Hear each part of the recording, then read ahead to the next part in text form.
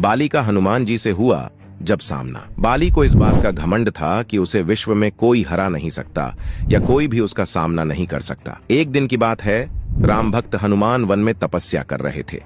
उस दौरान अपनी ताकत के नशे में चूर बाली लोगों को धमकाता हुआ वन में पहुंचा और चिल्लाने लगा कि कौन है जो मुझे हरा सकता है, किसी ने मां का दूध पिया है जो मुझसे मुकाबला करे। हनुमान जी उसी वन में राम नाम जप से तपस्या कर रहे थे।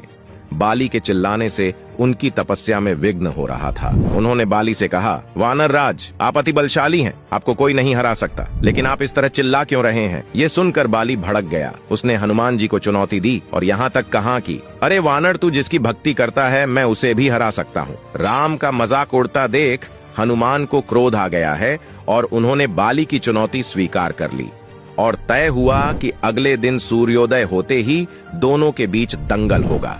अगले दिन हनुमान तैयार होकर दंगल के लिए निकले ही थे कि ब्रह्मा जी उनके समक्ष प्रकट हुए।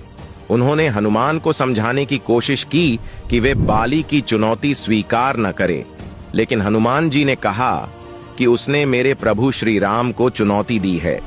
ऐसे में अब यदि मैं उसकी चुनौती को अस्वीकार कर दूंगा तो दुनिया क्या समझेगी, इसलिए उसे तो सबक सिखाना ही होगा। ये सुनकर ब्रह्मा जी ने कहा, ठीक है, आप दंगल के लिए जाओ, लेकिन अपनी शक्ति का 10वां हिस्सा ही लेकर जाओ और बची शक्ति को अपने आराध्य के चरण में समर्पित कर दो। दंगल से लौटकर ये शक्ति फिर हासिल कर लेना। ये सुनकर हनुमान जी मान गए और अपनी कुल शक्ति का 10वां हिस्सा लेकर बाली से दंगल करने के लिए चल पड़े। दंगल के मैदान में हनुमान जी ने जैसे ही बाली के सामने अपना कदम रखा, ब्रह्मा जी के वरदान के अनुसार हनुमान जी की शक्ति का आधा हिस्सा बाली के शरीर में समाने लगा। इससे बाली के शरीर में उसे अपार शक्ति का एहसास होने लगा। उसे लगा जैसे ताकत का कोई समंदर शरीर में हिलोरे ले रहा हो। चंद पलों के बाद बाली को लगने लगा मानो उसके शरीर की नसें फटने वाली हैं और रक्त बाहर निकलने ही वाला है। तभी अचानक ही वहां ब्रह्मा जी प्रकट हुए और उन्होंने बाली से कहा कि खुद को जिंदा रखना चाहते हो तो तुरंत ही हनुमान से कोसों दूर भाग जाओ,